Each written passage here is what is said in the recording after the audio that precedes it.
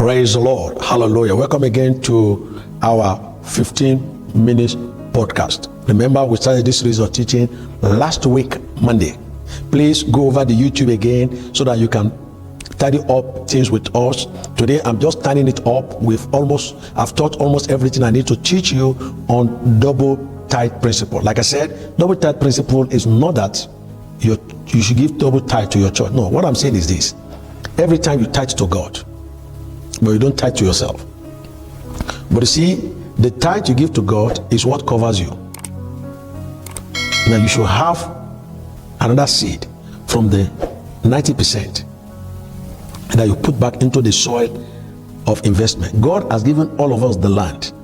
Every time you tithe, you are tithing, you are paying God for the fruit, the seed, and the land.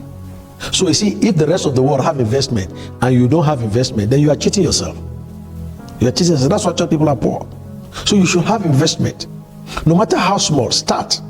Don't look for capital. The capital has already been given to you when God gave you a job. So after you have paid tithe, if your tithe is 20,000, keep another 20,000 in the bank and keep praying and ask God to give you an eye of investment. So when God gives you an eye of investment, then begin to invest the money. Begin to invest the money. And then you now begin to see the effect of the tithe that you've been given to God. Okay, so we left off from Ecclesiastes 9:11, where I was trying to explain something. I want to explain a point from that place, and that point is where believers have been missing it in the church. And this is what it says. Ecclesiastes 9:11 says, I return and I saw under the sun that the race is not to the swift. Actually, the race is supposed to be to the swift. If a man can run in 10 seconds and you can run in 11 seconds, he will come first before you. But do you know what? The last day of the heat, he may develop a boil, and then he will not be able to run effectively. Then you outrun him. You see, something happened. The narrative changed. It can happen like that. But you see, it doesn't happen like that every day. Now, not the battle to the strong.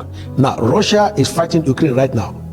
Even though the world powers are giving Ukraine weapons and equipment to try to attack Russia, to try to defend themselves, he said, but they are limited to what they can give them. Because listen to me, if they join the battle, if the other world power join the battle with Ukraine, they will stop Russia. But the reason why they have not done that is because Russia is world power and they are afraid that they can use atomic bomb and biological weapons, and that wipe off the whole world. So right now the battle is to the strong. But you see, if Russia is not if Russia is not if Russia is not world power, if it's just ordinary country, just like when Saddam Hussein ran into Kuwait. Saddam Hussein ran into Kuwait. Kuwait has no energy, they don't have power. He took over their country. But do you know what? Other world power, the world power, America, came into the battle and killed Saddam Hussein.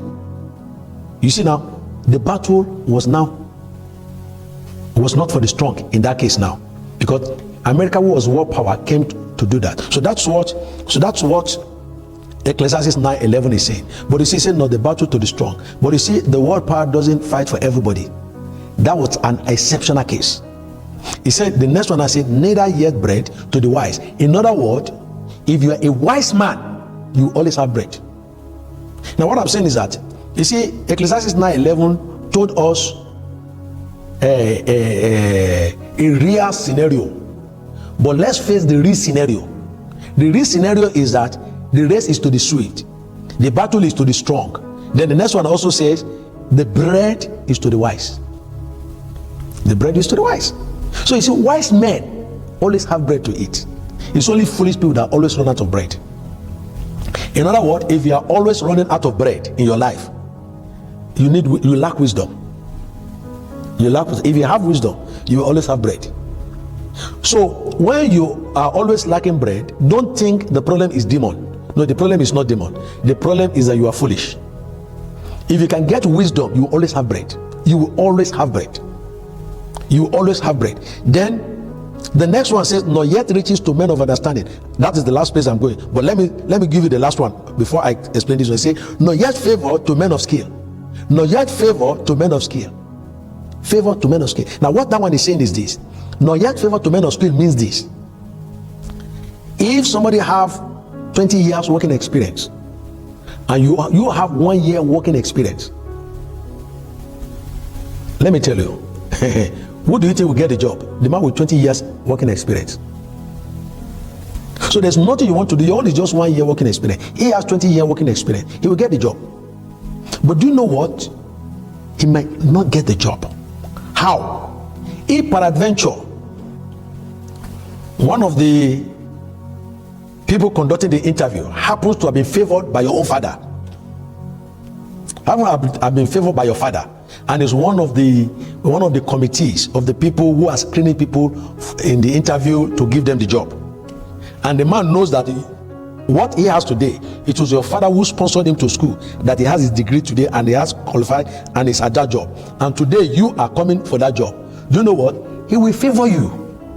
He will discuss with his colleagues that please they should help him, that this is the son of the man who sponsored him to school. Do you know what? The man with 20 years experience will be put aside. They will push him to the job. So you see, sometimes nor yet favor to men of skill, nor yet favor to men of skill. Now in this case, you don't have 20 years working experience, but you have been favored because somebody happens to be a part of the people in the interview. But do you know what? It doesn't happen like that every day. It doesn't happen like that every day. Now, where we're going, the one that concerns us, he said, nor yet riches to men of understanding. Did you get that? Meaning that if you have understanding, you have riches. If you have financial understanding, you have riches. In other words, that is talking about investment. That is talking about investment. So in actual sense, all things being equal, the race is to the swift, the battle is to the strong, the bread is to the wise, riches to men of understanding, and favor is to men of skill. But sometimes, and not every time, it can go the other way around, which is called time and chance. But those who live their lives to time and chance may have poverty enough. Time and chance is not in your control, but in God's control.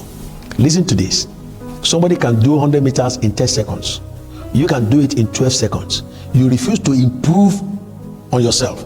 You are now praying that God should allow something to happen to the man, so that the man will not be in the last heat, so that you can win.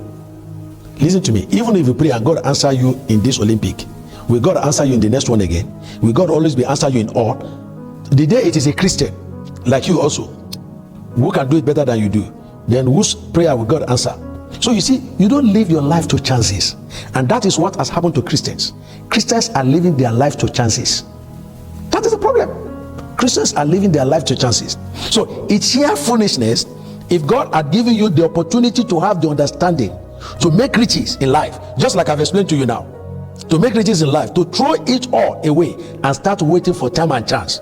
The reason for why church people are poor is not just the devil and warfare.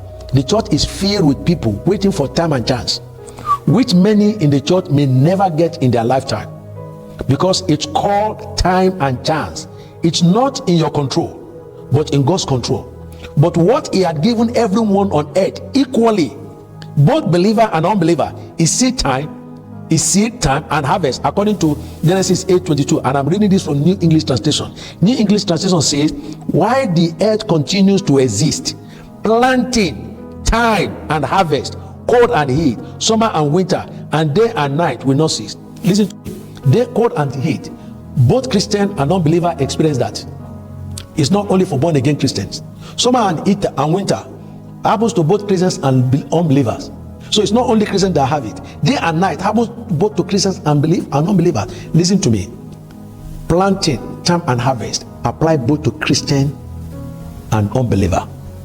The problem with church today is that the church have paid tithe, and then the church is not living their lives for time and chances. The believer needs to invest into the gift of the earth that God had given every man living on the planet earth, and stop waiting for time and chance to happen to them. That is where church poverty comes from. This is where church poverty comes from. Church poverty comes from the fact that when we pay tithe, We expect that somebody will just run to us on the street and give us a car. And then before that evening, somebody should run into us again and give us a house that they've already fully built. Do you know what? And then every day, by chance, people will just be bringing food to our house. Then by chance, somebody will buy us shoe. We'll just go to a supermarket. By chance, somebody will buy us shoe. By chance, somebody will give us that. No. Listen to me. You cannot live your life to time and chance. God did not design it like that from the original. From the original plan. The original plan is this. There's tithe. There's ground to cultivate. The tithe is given. You go back to work. Now, I am now borrowing you a wisdom. Don't even wait for somebody to give you working capital. I'm going to pray for you and believe God that after this ministration, you will get a job. I believe it. Listen to me. You will testify to it. You will get a job. By the reason of this teaching, you will get a job. You will get a well-paid job. Listen to me. Give God the first salary from that job. The whole salary, the first salary, give it to God. It is called first fruit. It's a subject for another day. Now, when the second salary comes, pay tithe. Are you hearing me now? Open a savings account. Not current account, savings account. Put another tithe there. Right from the one, start paying tithe to yourself. Pay tithe to your church, pay tithe to yourself. Then the remaining 80%, do whatever you want to do with it. And continue like that. Listen to me.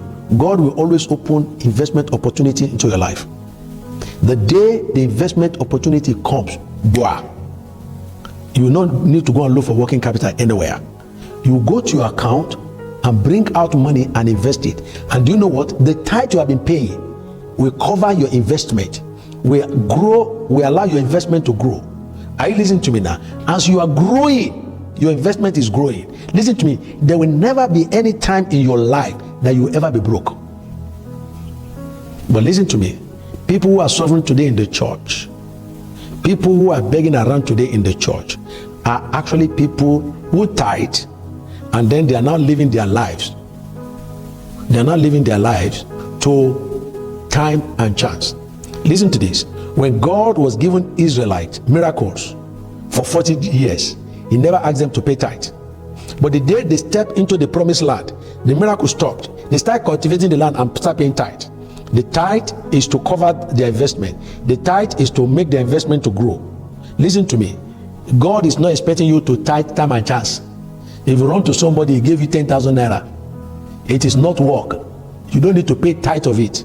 It is time and chance, 10,000 naira. But listen to me. But once you start working, God expects you to double tithe. Pay tithe to God and then keep another tithe to reinvest. Cultivate the work. Make the work grow. Are you listening to me now? That's the way it is. But you know what? Many Christians are living their life to time and chance. They run into somebody who give them 10,000 naira. They give God 1,000 naira. It's okay. There's nothing wrong with it, but you don't need to.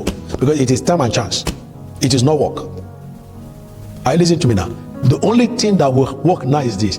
If you give the 1,000 naira to God and you go to invest the 9,000 naira, God will grow it. The 1,000 naira you pay will cover it. So I'm just out of time right now. But I believe that you have already gotten the principle of the double tithe principle. As from here, I want to tell you that Jesus Christ is Lord. I will see you in our Monday 15-minute podcast when we'll be coming your way with another series of teaching. God bless you.